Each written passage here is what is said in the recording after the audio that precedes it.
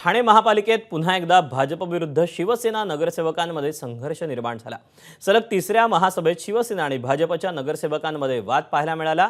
महासभेत शिवसेनेनं 5 मिनिटांमध्ये 232 प्रकरणं मंजूर केल्याच्या मुद्द्यावर भाजपनं आक्षेप घेतला। त्यावेळी शिवसेना नेते आणि नगरसेवक मीनाक्षी शिंदेंनी भाजपचा उल्लेख कपटी असा केला। सोबतच भाजपनं विरोधी पक्षात जाऊन बसावा असंही मीनाक्षी शिंदेंनी म्हटलं। या महासभेत भाजप नगरसेवकांनी ठिय्या आंदोलनही केलं। त्यानंतर त्यांनी नौपाडा पोलीस ठाणे गाठून शिवसेनेचे नगरसेवक राजेश मोरे आणि मनोज शिंदेंविरोधात तक्रार दाखल केली।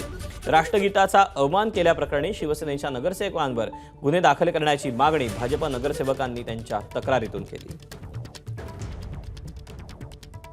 सत्तेत एकत्र बसल्यानंतर गट मीटिंगमध्ये ज्या प्रकारे निर्णय घेतले जातात आणि त्यानंतर सभागृहामध्ये येऊन आपण ते अंमलात आणतो, पण अशा प्रकारे गेली 4 महिने ही जी सभा चालू आहे त्या 4 महिन्यामध्ये सातत्याने गोंधळ घालून अशा प्रकारची परिस्थिती, मला असं वाटतं विरोधक या टायमाला एकदम शांत आहेत, पण सत्तेत बसून आमच्या बरोबरच असताना देखील आमच्या युतीतलेच जर अशा प्रकारचं हे करत असतील तर खरं तर ते निंदनीय आहे। आणि प्रत्येक वेळी आपल्याकडूनच काहीतरी चुका होत आहेत ह्याची जाणीव त्यांना स्वतःला कदाचित नाही आहे आणि अशा प्रकारे गोंधळ करून महासभेला सगळ्यांना वेटीस धरलं जातं, महापौरांना देखील वेटीस धरलं जातं। ही काय प्लॅनिंग आहे त्यांची मला आतापर्यंत कळलेली नाही। कुठल्याही पूर्वसूचना न देता अशा प्रकारे गोंधळ घालून विषयपत्रिका मंजूर करून अचानकपणे राष्ट्रगीताचं हे चालू करायचं, राष्ट्रगीत चालू करायचं आणि त्या माध्यमातून सरळ विषयपत्रिका संपली, महासभा संपली असं जाहीर करायचं आणि ठाणेकर जनतेच्या सभागृहामध्ये ठाणेकरांचे प्रश्न असतात ते मांडण्यासाठी मित्रपक्ष असू देत किंवा आणखीन कोणी असू देत त्यांनी ती भूमिका रास्तपणे मांडणं गरजेचं असतं, एवढंच आमचं म्हणणं असतं। आपण याबद्दल अधिकचे अपडेट जाणून घेऊयात। अक्षय भाटकर आपला प्रतिनिधी आपल्या सोबत आहे। अक्षय, खरं तर हा दोन्ही सत्ताधाऱ्यांमधला ठाणे महापालिकेतल्या जो संघर्ष आहे तो कोणत्या थराला गेला हे आपण पाहिलं। हा वाद केवळ आता राजकीय, प्रशासकीय आणि कायदेशीर लढाईवर देखील उतरल्याचं पाहायला मिळतंय।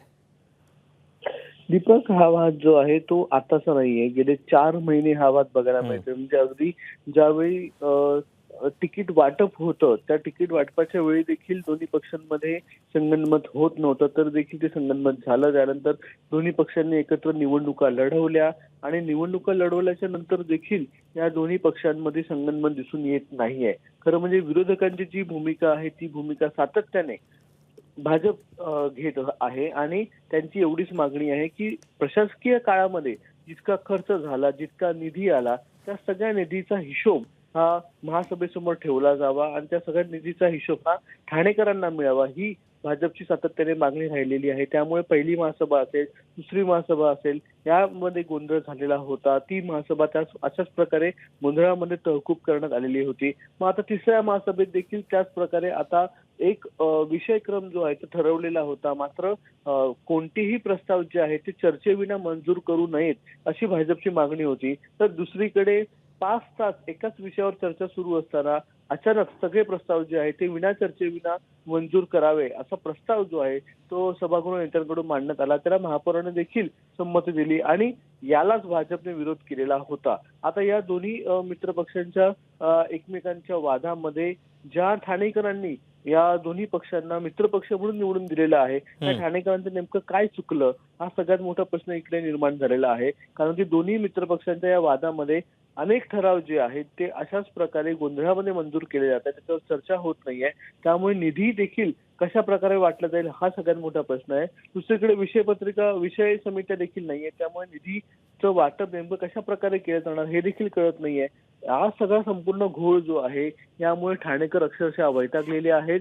दोन्ही पक्षांना एकत्र आहेत म्हणून निवडून दिलेलं होतं, एकत्र सत्तेमध्ये देखील दोन्ही पक्ष बसलेले आहेत, पण तरीही दोन्ही पक्षांमध्ये वाद संपत नाहीये। त्यामुळे ठाणेकरांचा विकास हा कुठे ना कुठे रखडतोय आणि चुकीच्या लोकांना निवडून दिलं का हा प्रश्न निर्माण झालेला आहे। त्यामुळे स्वाभाविकच आता या सगळ्या प्रकरणी पक्षश्रेष्ठी काही लक्ष घालतायत का ते पाहणं देखील महत्त्वाचं असेल। अक्षय, धन्यवाद दिलेल्या माहितीबद्दल।